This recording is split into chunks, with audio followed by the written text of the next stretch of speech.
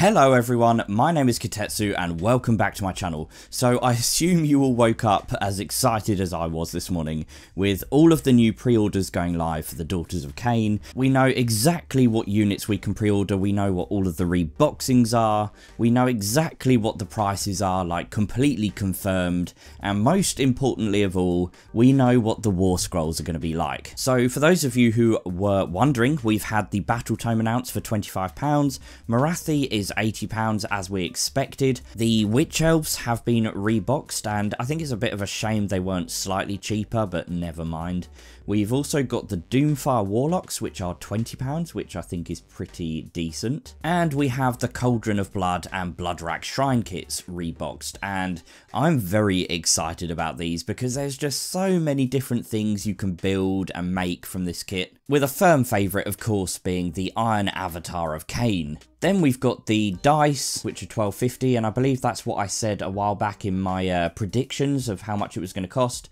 The War Scrolls, and unfortunately the Daughters of Khaine Blood Coven set is out of stock, so I'm really hoping that comes back, because seeing as the Witch Elves are slightly pricey, it's a pretty good way of getting some of those extra battle line units in for cheaper. It's really cool that we finally get to see some proper looks at the models from Morathi. This one here was a little bit kind of zoomed out, so I was hoping it would be slightly better quality than this, but nevertheless the model does look awesome. I'm really hoping that the shaft of her spear is not going to be too fragile, but it certainly looks like the Daughters of Khaine are not going to be an easy army to transport around. But just look how cool she looks. This is literally like one of the most perfect models I think they've brought out. I'm so happy with how it looks, and she just looks so menacing and evil and exactly what you would expect. In fact, you get a better look at her spear here and it looks a lot less fragile, so that's pretty cool as well. I was actually a little bit concerned about this model because I thought her pose was really awkward, and I must admit when you actually rotate it around I think it looks so much better than I was expecting. I think basically the issue is that she's so kind of thin that it looked a little bit strange from the front, but I think when you get a more 3D perspective on it, it looks really great. So I'm glad I'm happy with this model now too. As for Morathi, I was talking about her last night in my video, saying we don't know a few details about her, and now we finally do, because we have her full War Scrolls. So let's take a really quick look at both of her forms. I mean, we've had so many War Scrolls shown to us this morning that, to be honest, all I want to do in this video is kind of glance over Morathi and give you my thoughts on her in both of her different forms. Then look a little bit at these Iron Avatars of Cain, and I don't know exactly how they're going to work, but we've got a lot of hints that they're going to be incredibly awesome. And then finally I want to look at just how absolutely murderous Witch Elves are going to be now, because they are so much better than they were before. I think this army is just going to be, like people are saying, a glass cannon, because they might be fragile but they can deal out insane amounts of damage. So first of all, let's look at Morathi in her High Oracle of Cain form. We finally got the proper stat line for her, and it's looking about what you'd expect. Like, she's no slouch in combat. She's got 9 attacks, which hit and wound on 3s, -1 rend, and 3 of those attack do D3 damage. The transformation rules are on her Shadow Queen War Scroll, but we finally know how her wound / transformation damage mechanic happens. Basically, after she has been wounded, you will always make a roll at the start of your hero phase, and if the result is equal to or less than the number of wounds she's currently had allocated, she transforms. So say she's taken 2 wounds, you roll a dice at the start of your hero phase, and if you roll a 1 or a 2, she will transform. That's kind of cool. I like the way that works, to be honest. Then we've got the Iron Heart of Cain. We already know that. Enchanting Beauty we already knew, but this here is brand new, and this is so good. First of all, she adds 1 to casting rolls, and secondly, she doubles the range of all of her spells. When you look at her signature spell in a moment, that is absolutely ridiculously powerful. In her fluff, she is obviously a very, very, very powerful sorceress, and I'm so glad they've added something to her War Scroll to kind of suggest that. Pretty much every spell they've showed so far in the Lore of Shadows casts on a 7, and her unique spell is no different. 7 is the most common combination of dice rolls you'll get. when you roll 2 dice. So you will score a 7 more often than not. The fact that now she basically casts everything on a 6 is just amazing. The fact that she doubles the range of her spells is absolutely fantastic. On top of that, she can cast 3 spells in her hero phase. I'm just so glad that they've kind of added this transformation mechanic in, and they've made her like a ridiculously powerful sorceress in this form and then very dangerous in close combat in the other form. Without a shadow of doubt, I am going to be keeping her on the table in this form as she starts off and then transform her later, because there's just too many benefits of her in this form to like not take advantage of. So her signature spell has a casting value of 7, except for her it's 6, and it's going to have a range of 36 inches because she doubles the range of all of the spells she casts. You roll a dice. On a 1 they take a mortal wound.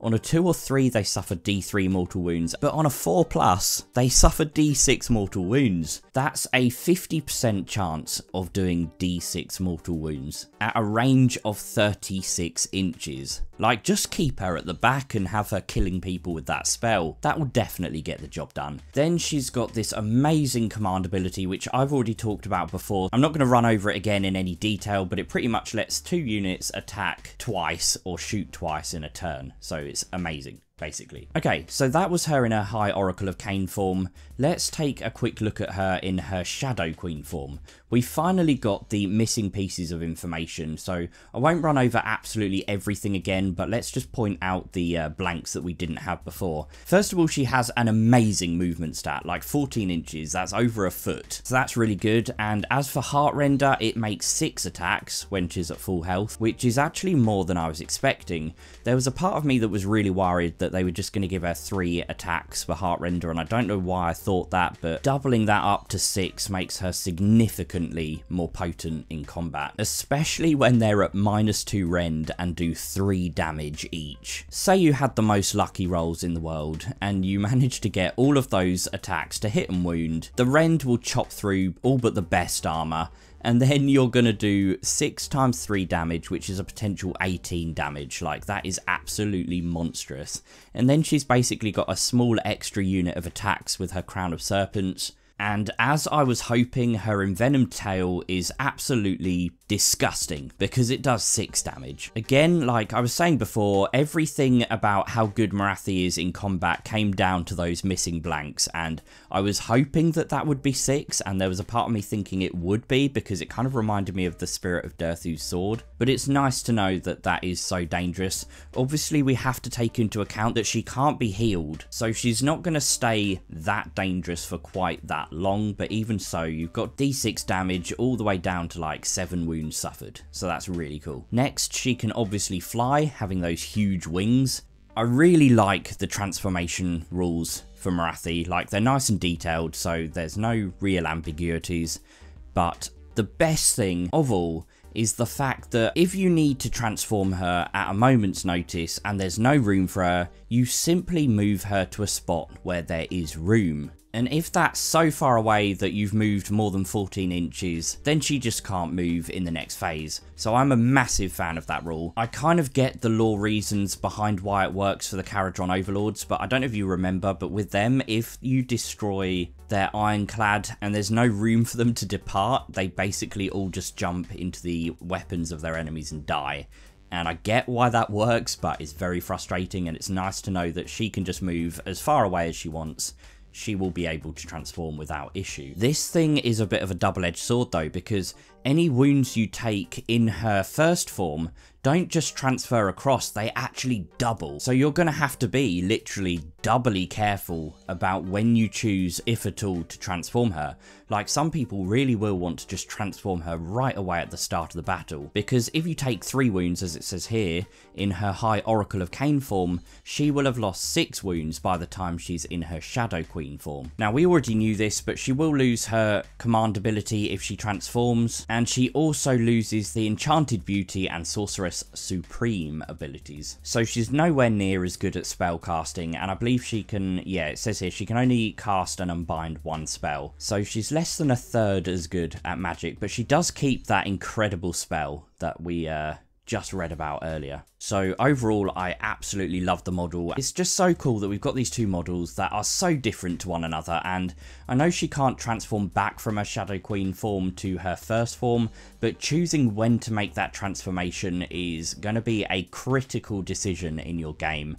And at some points, you may end up being forced to transform her when you didn't intend for that to happen. As for pitched battle profile points, I have to treat this one, I guess, delicately, but I've heard a rumour. You may have seen this rumour too, or you may be completely unaware. But let's just say she is just short of 500 points. I won't go into the exact value here because A, it could be wrong. You know, Games Workshop will send out, I assume, test versions of these points values for when they're playtesting and balancing these things. So A, it could be wrong, and B, I don't think it would be right for me to just say it all over my channel when it's not even out yet. She costs an awful lot of points, but for what she has on her War Scrolls, I'd say it's more than worth it, especially with her High Oracle of Cain having such a good command ability. If you combine that command ability with how good the new Witch Elves are, and then combine that with some of the spells you've got in the army, you're going to have some serious damage output here. Like, check this out. Witch Elves now have 2 attacks, hitting on a 3 and wounding on a 4. If they have paired sacrificial knives, they're going to be making 3 attacks. And if they're within 8 inches of a friendly Daughters of Khaine hero, they're going to add 1 to the attacks characteristic as well. So they're going to have 4 attacks a turn, which is absolutely insane. So say you have 2 units of 10 of the Witch Elves, and you decide to use Morathi's command ability. These units will be able to attack twice in a turn essentially, and in the hero phase they won't benefit from Frenzied Fervour because obviously that only works in the combat phase, but 3 times 10 attacks. I'm going to ignore the hag for now and like the calculations involved with her. You're going to have 3 times 10 attacks, so that's 30 attacks per unit, which is 60 attacks in the hero phase. And say you've already cast the Withering on an opponent's unit before you did that, you've now got them hitting and wounding on 3s. That's going to be an average of about 27 wounds, which is absolutely insane. I think I'm doing that math right. It was never my strong point, but even so, like, that seems to be the calculation in my head. But then on top of that, when you get into your combat phase, you're now going to have both of those units able to attack again against your target unit, and now they're going to have 4 attacks each. So you've got basically 40 attacks per unit times 2, which is 80 attacks, which is another 36 wounds. Assuming I've done my calculations right, that means you could be causing a potential 63 wounds against a target unit. Obviously they'll get their armor saves, but that is absolutely crazy. The very last thing I want to talk about is this article here. We had a slight preview of the White Dwarf magazine, which is coming out on Friday, and in this picture here, they are doing a battle for the new Legions of Nagash against Daughters of Khaine. Like, what better battle could we ask for?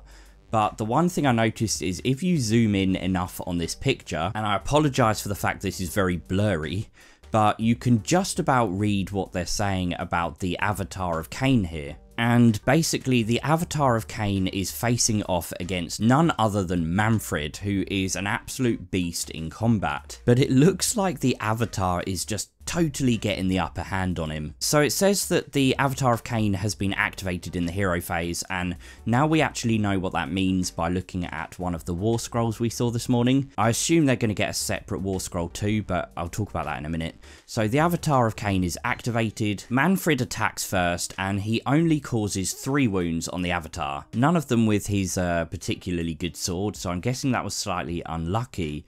But in return, the avatar inflicts 5 wounds on him, and even then one of them was negated. That's absolutely disgusting. It's pretty much half killed Manfred in 1 round of combat. As for what these avatars of Cain are and how they work, basically we get a good hint from the Cauldron of Blood war scroll which we've seen this morning.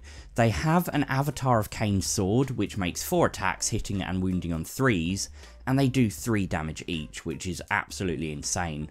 Then on top of that, they have a ranged attack called a Torrent of Burning Blood, which is 6 attacks, hitting and wounding on a 3s with a -1 rend. So again, is very, very powerful. The way it works is that the Avatar of Kane, in this case on top of the actual Cauldron of Blood itself, is immobile and it has to be animated by powerful blood rites. Okay, so every turn, even the one on top of this Cauldron of Blood has to be activated before it can attack. But it looks like you have to do the exact same thing with any that are on the battlefield separately on foot. Fortunately, it looks like it's incredibly easy to activate them. All you need to do is get a 3+ by your Priestess of Cain. On a 1, she takes a mortal wound. On a 2, nothing happens. On a 3+, her prayer is successful. So the Wrath of Cain prayer, basically you pick a friendly Avatar of Cain on the battlefield and it's animated until your next hero phase. So every single hero phase you have to reanimate him, which basically just means rolling a 3+. When he is animated, he can use a Torrent of Burning Blood, which is the ranged attack just up there, and he can use his Cain sword. Avatars of Cain also add 1 to the bravery of any Daughters of Khaine nearby, which again makes their spells even more powerful. Because they have that Mind Razor spell where they increase the damage of their weapons by 1 if the enemy have lower bravery. You're more or less going to be bringing a lot of stuff up to 8 bravery within your army. Just absolutely crazy synergy here. Just look at how cool these things look. It's like one of my favourite things that they've actually added to this army. I know people have been making conversions of these for literally quite a long time, but I don't even know why they didn't have this in this army until now, or even in fantasy before that. It's literally like one of the coolest things they've just decided to add to the army. As for their points cost, rumour has it they are going to be just under 200 points, cough cough. But anyway guys, that is it from me for now. I've actually just been invited to a quiz night tonight, which I didn't really know about, so the lore video on Morathi might have to wait, but as I said, it is pretty much completely made. I just need to add a few images and edit some stuff on it. So it will probably now come out tomorrow, so thanks for your patience with that. But until next time guys, stay awesome. Don't forget to hit the like button. Don't forget to subscribe if you're new. You can support me on Patreon. The link is in the description, and I will see you guys really soon.